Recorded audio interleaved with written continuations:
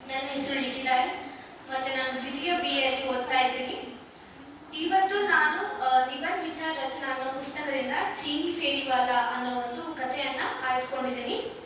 ये कहानी को मेरे one of the favourite writer Mahadevi Verma ने लिखा है और इस कहानी इतनी आपका दिल का करीब आता है कि अगर आप एक बार पढ़ोगे तो आपका आंखों में आंसू आना तो पक्का, क्योंकि महादेवी वर्मा जो भी है एक ऐसा राइटर है जो हमें कहानी को ऐसे प्रस्तुत करते हैं कि हमको लगता है कि हम भी प्रोटैगनिस्ट है.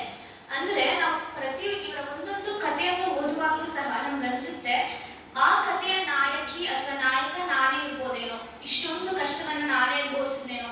ಆ ಹೀರೋಯಿನ್ಗೆ ಕಷ್ಟ ಆಗ್ತಿರುತ್ತೆ, ಯಾರೋ ಕಷ್ಟ ಹೋಗ್ತಿರ್ತಾರೆ, ನಮಗೆ ಅನ್ಸುತ್ತೆ ಅಯ್ಯೋ ನನಗೆ ಇಷ್ಟು ಕಷ್ಟ ಆಗ್ತಿದೆ, ನನಗೆ ಅಳು ಬರ್ತಿದೆಯಲ್ಲ ಅಂತ. ಇವರ ಜನ್ಮ ಉತ್ತರ ಪ್ರದೇಶದಲ್ಲಾಗುತ್ತೆ. ಇವರ ಒಂದಿಷ್ಟು ಅನೇಕ ಕೃತಿಗಳನ್ನ ಬರ್ತಿದ್ದಾರೆ. ಅದರಲ್ಲಿ ಒಂದಿಷ್ಟು ಅಂದ್ರೆ ಮೇರಾ ಪರಿವಾರ, ಗಿಲ್ಲು, ಯಮ ಮತ್ತೆ ನೀರಜ. ಇವರ ಯಮ ಕೃತಿಗೆ ಅಂದ್ರೆ ಪೋಯಮ್ಸ್ ನ ಕಲೆಕ್ಷನ್ ಇದು. ಇದಕ್ಕೆ ಜ್ಞಾನಪೀಠ ಪ್ರಶಸ್ತಿ ದೊರಕಿದೆ, ಅಂದ್ರೆ ಹಿಂದಿಯಲ್ಲಿ ಜ್ಞಾನಪೀಠ ಪ್ರಶಸ್ತಿ ದೊರಕಿದೆ. ಇವರು ನನಗೆ ಪರ್ಸನಲ್ ಆಗಿ ಫೇವರೇಟ್ ರೈಟರ್.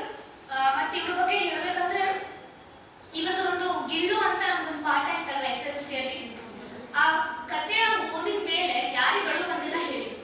ಯಾಕಂದ್ರೆ ಅಷ್ಟು ಚೆನ್ನಾಗಿ ಸಂಬಂಧಗಳ ಬಗ್ಗೆ, ಭಾವನೆಗಳ ಬಗ್ಗೆ ತುಂಬಾ ಅಚ್ಚುಕಟ್ಟಾಗಿ ಬರೀತಾ ಹೋಗ್ತಾರೆ ಮಹಾದೇವಿ ವರ್ಮ ಅವರು. ಇವರ ಪ್ರತಿಯೊಂದು ಕಥೆಗಳನ್ನ ಓದೋಕೆ ನಂಗೆ ತುಂಬಾನೇ ಖುಷಿ ಆಗುತ್ತೆ.